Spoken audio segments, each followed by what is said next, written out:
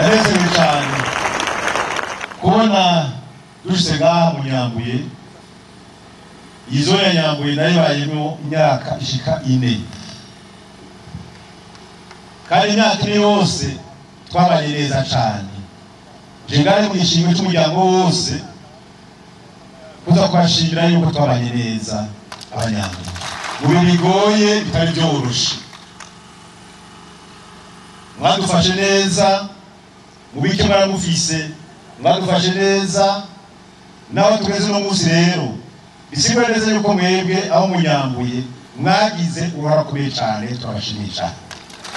Ugira kabiri twaje gushimira Imana yuko nanezerewe kubona aha mu Nyambuye dushobora amashuri meza nk'aya. Ico gihe muri 1994 na 5 7 amashuri yari ngaha muri Azguru yarameze. Abana biga ngaha ntibiga kuko biga baragura n'imbaraga gusa, ariko Imana ishimwe no munsi gusa amashuri ari mwisima meza cyane. Kandi kora yuko mwamfashe neza mu gihe amatara araza, aya mashuri meza tubatse nagomba kwabwira yuko ugiye kwarukira amatara y'izuba, abana bazo bagira kugorora.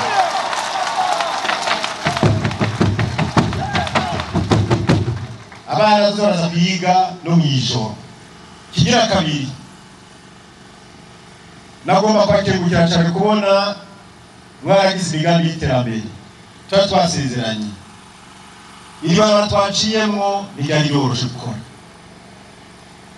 ariko turanezerewe cyane kubona twaduze mu ibarabara tugashaka ku ishuri aho mu Nyambuye hejuru, najya hepfo ku Ndagaro tukwashika kuko nayo kuri barabara shikaye cyane cyane aho risengero hajya nawe murabona hajya kandi atumba cy'uwari nakunda guterabira ndazakora batakira umuntu yakorera kimeze neza cyane. Amashikera